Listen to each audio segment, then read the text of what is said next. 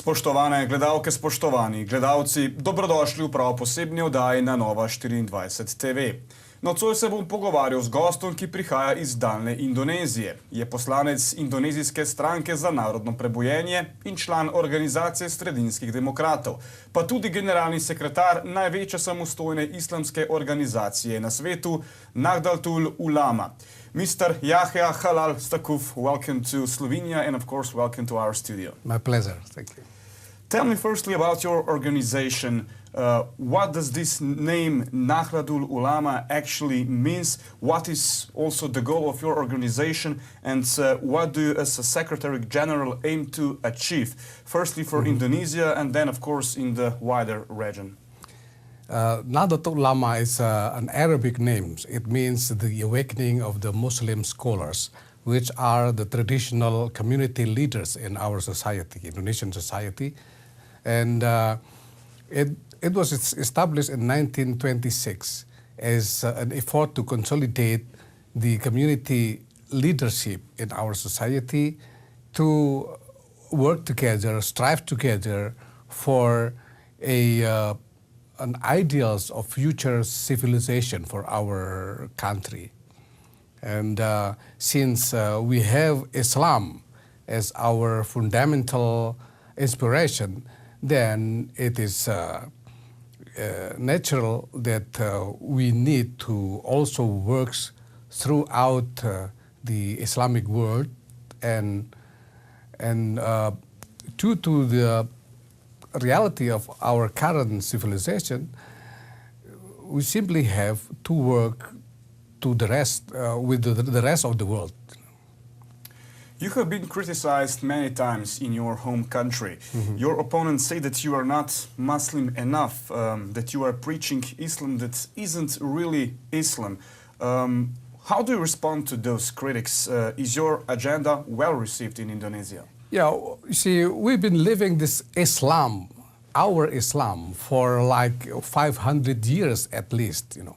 So, and also our leaders take their religious education from all over Islamic world, from Hijaz, meaning Mecca and Medina, from Azhar in Egypt, from Damascus, from Baghdad, from everywhere. So we have all the line of education from masters to masters to masters, you know, until the Prophet himself. So it's simply it's not logical to accuse us to be not Islamic enough. You know. You say that Islam can be reformed, that Islam can be more humane, more egalitarian. But doesn't that actually mean changing Islam, creating a new religion?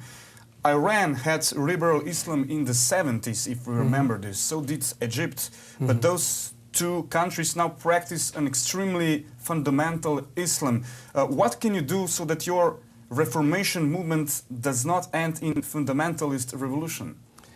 Yeah, what we need is a vision about a future civilization for us all. So Islam was meant to be a guidance for human beings to achieve well-beings from themselves, for themselves. So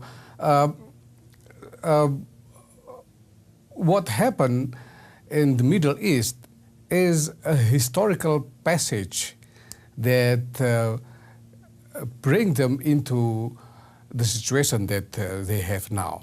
But actually, we have a different historical passage in Indonesia that enable us to see a different vision about future civilization, which is a harmonious civilization among various different religious community, like what we have in Indonesia.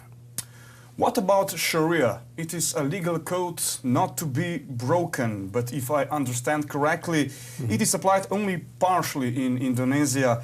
Why is that so, and what does it mean exactly? This is the common, you know, the broad misunderstanding about Sharia. Sharia is not supposed to be something abstract or even utopian. Sharia has to be something concrete.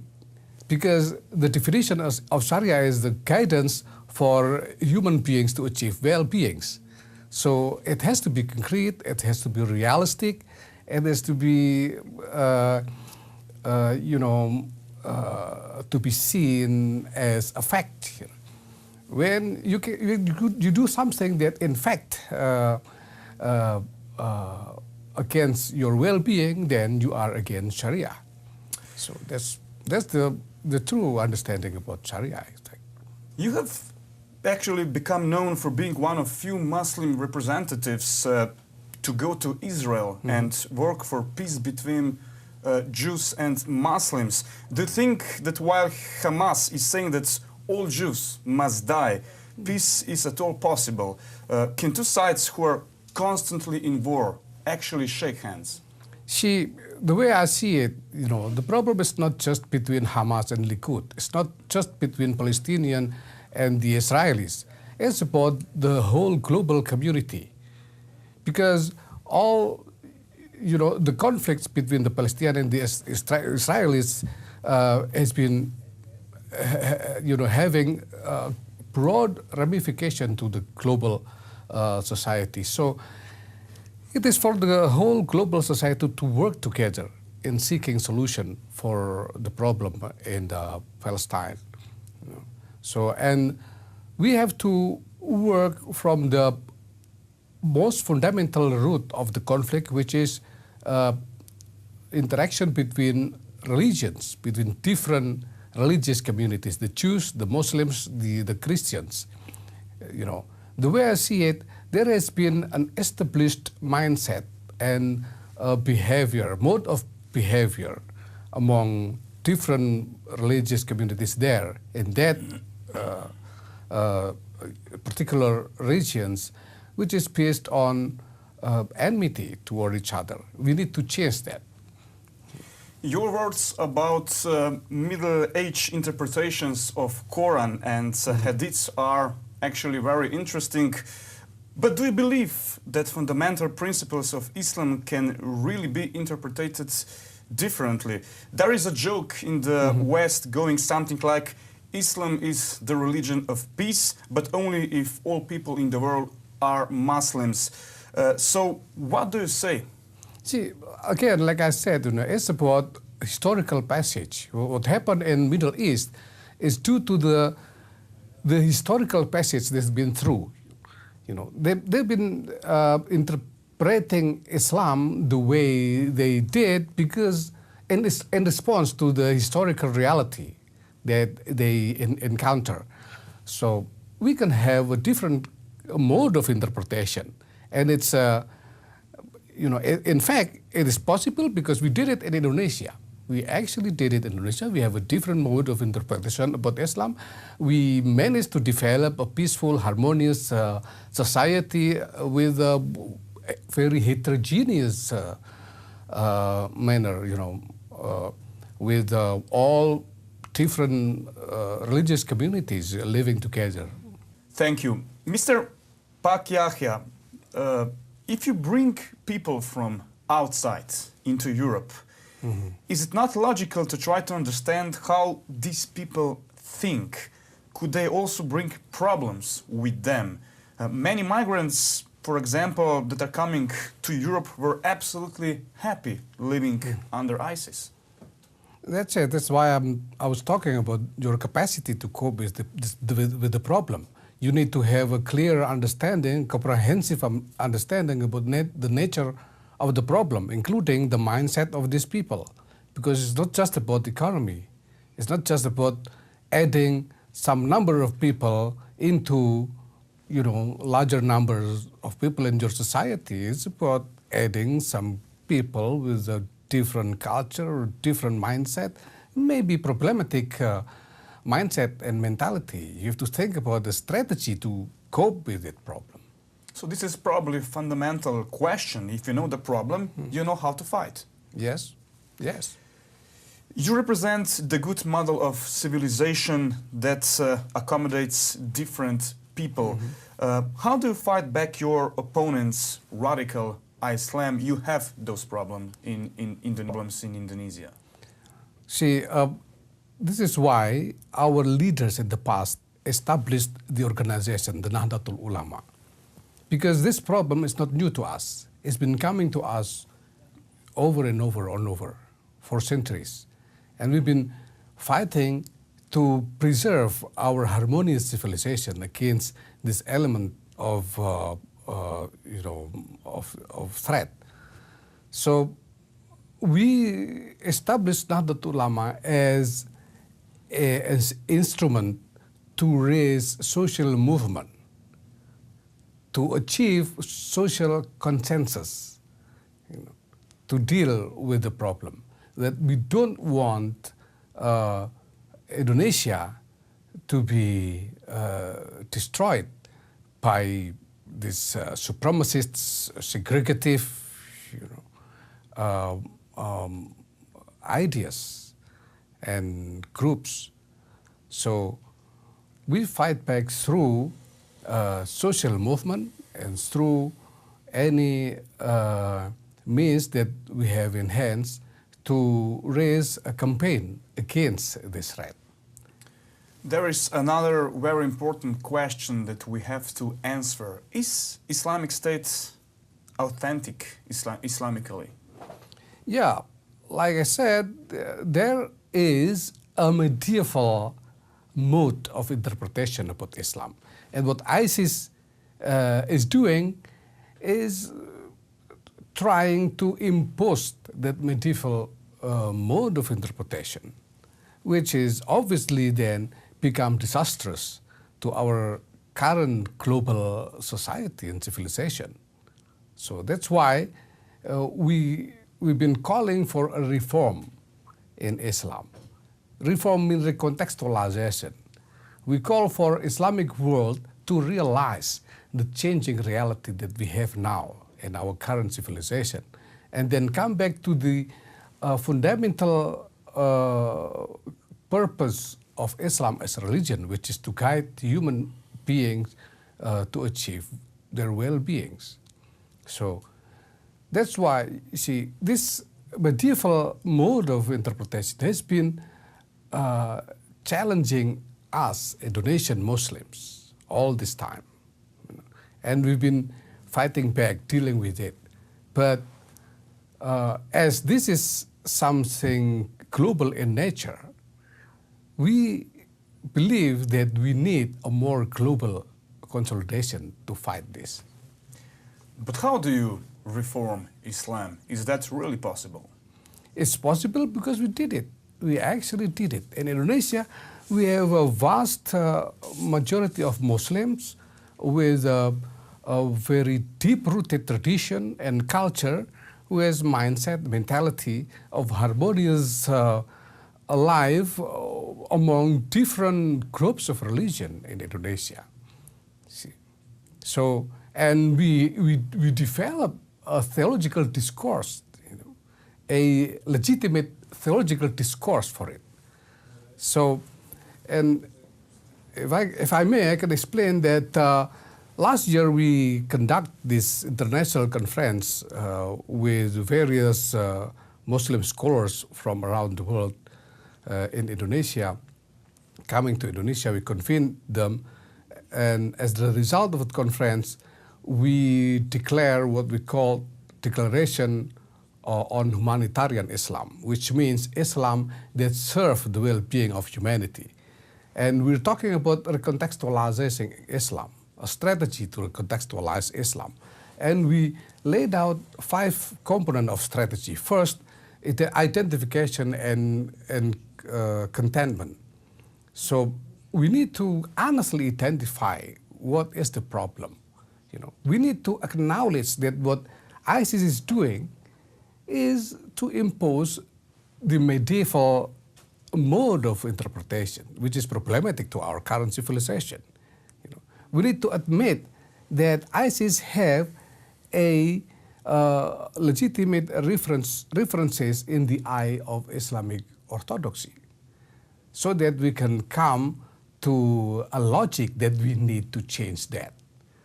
So secondly, we need a conflict resolution, because all these conflicts involving different religious groups has been used as justification for enmity, to preserve the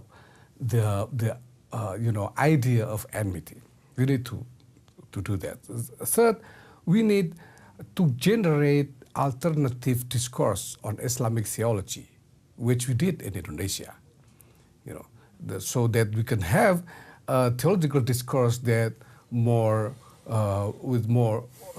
will encourage Muslims to have more harmonious life with different religious groups. Then we need educational reform. In the Islamic educational institutions, this will have to do with curriculum, with the method, and so forth. And the fifth component is social movement. That's what we do. That's what Nahdlatul Ulama does. We do social movement to consolidate the society, to move against this threat of radicalism.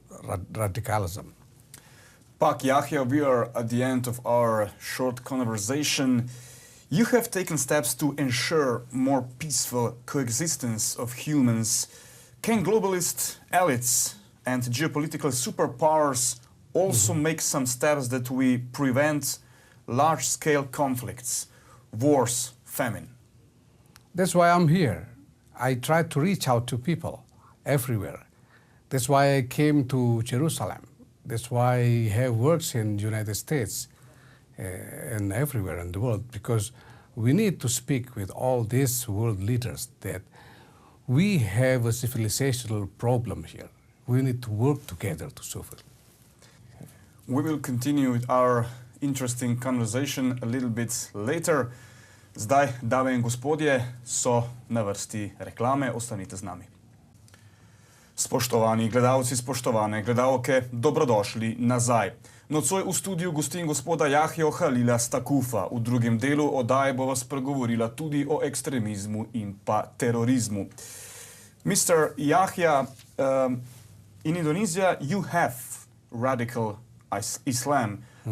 How do you deal with these problems? See, Islam has been the fundamental elements in our civilization, Indonesian civilization, even since before Indonesia as a state emergence. Yeah. So,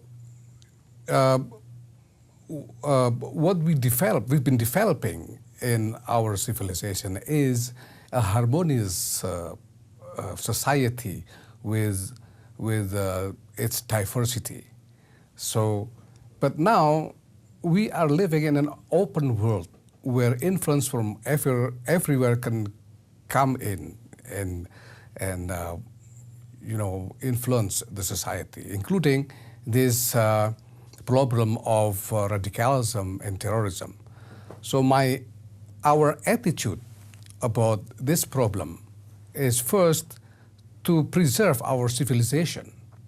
This is a problem that pose dangers to our civilization. So our attitude is to protect our civilization. That's first. And second, because we are seeing this to be a global problem, then we need to consolidate globally to ask for global society to work together to solve this problem to the root. So that's why we've been calling for an honest conversation about this problem. Indonesia is also the biggest Muslim country in the world. How can you lead an example for other countries where Islam is predominant religion? It's not just about leading, See, people have to see the reality, the fact. It is obvious, nobody can deny that Islam is now facing a problem, because the whole world is concerned about how Middle East, about the dynamics in Middle East and where it's going to, you know. So now, you know, we need to work not just to save Islam, you know, not just to solve the problem with Islam, but also to preserve our global civilization from destruction because of this problem. Pak Yahya, you are helping in many programs to re-educate terrorists, to prevent future terrorism. What is the first step to prevent outbursts of violence and hatred? Religion plays its role. Every attacker in Europe died with Allahu Akbar on his lips. See, basically, the way we see it, what we need is a reform, is a contextualization of Islamic teachings. What these terrorists have in their mindset about Islam is against this middle age mode of interpretation. We need to make them realize the changing reality that we have now, and that Islam should adjust, you know, because Islam is supposed to contribute to the well-being of humanity. It's just inconceivable to see Islam as a source of destruction. How can you have faith in a religion that is in fact become a source of problem to humanity? So if you see Islam in a way that can pose a threat to humanity, then it's supposed to be a wrong Islam that you understand, you know. How do those terrorist attacks in Europe, there have been many in the last couple of years, affect you? Are you hurt by these attacks in the name of a religion? Yeah, they did the attacks not just in Europe, they did it in Indonesia also. It's also a real threat to our society. So again, this is for us all, the global community to tackle.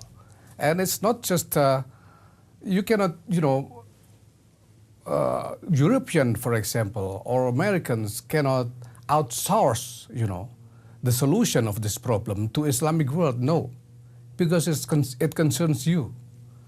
Because this problem, you know, has impact to your security, your future. So you have all the right to engage and determine the result. Your agenda for living together in harmony is well accepted in the West. What about more fundamental Muslim leaders? Could you preach your ideals in, let's say, Iran, for example, or in Qatar or Somalia? Yeah, again, basically, fundamentally, what we need is an honest conversation, a clear understanding about what the reality is, so that they can realize what future they can expect, you know. So if they can come to this objective, clear vision about the reality and the future, then hopefully, you know, we can find a way to solve this problem. But it also needs, in a practical way, it needs political wills from every direction, from the West and from the leaders in the Islamic world, you know, to achieve a better interaction, a better, a more harmonious world for us all. What is it that boys and men, migrants coming from those radicalized countries in Africa or Middle East have to hear, have to learn to live peacefully with us here in Europe? Well, what do they come for? They come for to find opportunity for a better future. Then they have to, it is also their responsibility to preserve everything that is good here in Europe. They're not supposed to pose any threat to the European society, you know, because it is the generosity of the European society to take them. You That's one thing. And the other side, the European society should think about their capacity to take problems. Because these are problems. You take problematic people or people from problematic regions to come into your society, So you need to think about your capacity to cope with the problem, And when you calculate for your capacity, you need a clear and accurate understanding about the nature of the problem you are facing. Mr. Yahya, why is that in mosques across Europe, those migrants many times become even more radicalized? Some imams even want to destroy Europe and not live in harmony. What is happening in those mosques? See, we have these political circles in Middle East who have the interest in using Islam as political weapons for so-called soft power for them. So this circle of political powers have the interest to radicalize people. So now we need to make them realize that they cannot continue this. They have to stop, because they're not just doing it in Europe. You see, they're doing it also in Indonesia. And the reason why many Muslim countries, are facing disastrous situation, even become a failed state, is because of this, because of the radicalization. Europe cannot take in all of Africa and Levant. Indonesia is a successful country. What can be done in Africa to develop industry and agriculture so that people don't have to migrate illegally, so that they can live in their own countries? Yeah, you see, one major, not everything, but one major element of this is politics. So we have to deal with first the political leadership in Middle East and Africa. And second, we can see that religion is also one major element in this problem. That means we need to deal with the religious authority also. So we have to find a strategy to consolidate, to develop a consensus, a societal consensus about what needs to be done. Christianity only teaches love and compassion. Why is that, in your opinion, that so many times Christianity is a target? See, again, it's about historical passage, You have Europe, and, it was like more than 500 years Europe engaged in a conflict, a military conflict against the Islamic world, the Turk Ottomans in the past, for example. So it's been there, and it's only, maybe just 100 years it ended with World War I. So it's the mindset, the mentality, the psychology is still there.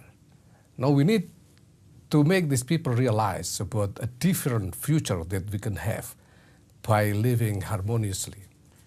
So that's your opinion, the main reason, if I understood correctly, that terrorists attack Christmas markets, churches, priests. For example, if they wanted to attack a state, nuclear power plant would be probably a better target. But no, they attack symbols. Yeah, because their mindset is just it's not just about political entity. It's about different groups. So they attack whatever they can reach to attack. West, of course, has bloody hands too. There is no doubt about it. Yeah. Humans have done terrible things. Yeah. But there is always someone who says that crimes are will of God. Do gods demand killing? Well, who knows what God demands, you know. The way we see it, the way I learned from Islam, I'm a Muslim, the way I learned from Islam is that God provides us with guidance to achieve well-beings, that's it.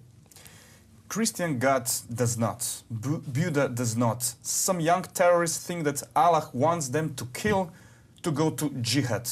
How do you answer them? They have to achieve a clear understanding about the history that they've been through, you know. That all this mindset, all this mentality is a result of a historical experience. You know. So now it is for our decision, for us to decide what kind of future that we want to be. Pak Yahya, thank you for your time and Welcome. your interesting answers. Thank you. Hvala pa tudi vam, spoštovane gledalke in gledalci, za pozornost. Želim vam prijeten preostanek večera in lahko noč.